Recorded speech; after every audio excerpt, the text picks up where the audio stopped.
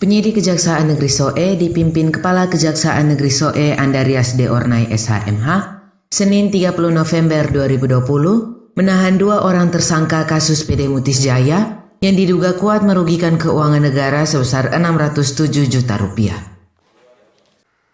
Sebelum dilakukan penahanan, kedua tersangka berinisial DP dan LB menjalani pemeriksaan selama kurang lebih 6,5 jam dan pemeriksaan kesehatan di kantor kejaksaan setempat.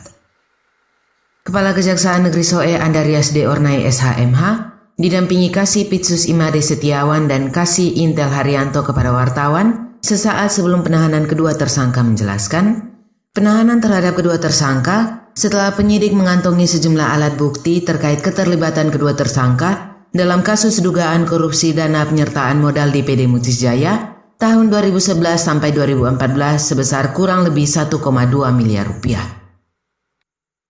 Kedua tersangka lanjut ke jari D. Ornai dijerat pasal 2 ayat 1 Jo pasal 18 Undang-Undang Nomor 31 Tahun 1999 tentang pemberantasan tindak pidana korupsi sebagaimana telah diubah dengan Undang-Undang Nomor 20 Tahun 2001 tentang pemberantasan tindak pidana korupsi Jo pasal 55 ayat 1 ke 1 KUHP, Subpasal 3 Jo pasal 18 Undang-Undang Nomor 20 Tahun 2001 tentang pemberantasan tindak pidana korupsi dengan ancaman hukuman maksimal 20 tahun penjara.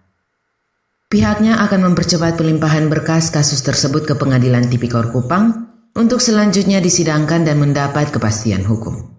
Ini ada penyertaan modal dari Pemda TTS. Ini dengan adanya penyertaan modal tersebut, kami melihat ada dugaan suatu tindak pidana korupsi. Kemudian kami melakukan penyelidikan. Setelah adanya penyelidikan, kemudian kami tingkatkan ke penyidikan. Setelah adanya penyidikan, berkas kami tingkatkan ke penyidikan tindak pidana khusus lagi. Jadi sudah khusus. Jadi kami sekarang ini masih tindak pidana penyidikan tindak pidana khusus. Kami peran masing-masing tersangka. Kalau Lambertus adalah dia sebagai direktur administrasi dan keuangan, sedangkan Dimitris sebagai direktur operasional. Kami melakukan penahanan sehubungan berdasarkan pasal 21 bahwa tersangka bisa dapat melarikan diri, kemudian tersangka dapat menghilangkan barang bukti, kemudian tersangka dapat berbuat tindak pidana lagi, mengulangi tindak pidana lagi. Ada 600 juta, 607 juta, kurang lebih 607 juta. Ada 2 tersangka, yaitu direktur keuangan dan direktur operasional. 20 hari ke depan. 20 hari ke depan. Iya. Ancamannya 20 tahun. Kalau pasal 2 ada minimalnya.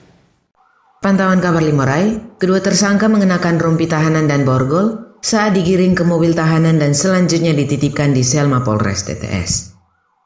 Tersangka DP yang juga komisioner Bawaslu TTS terlihat tanpa beban menjalani masa penahanan 20 hari ke depan.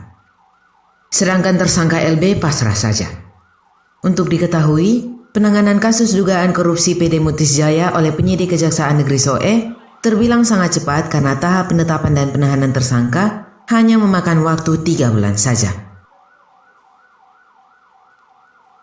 Polcelere Kabar Limorai mewartakan.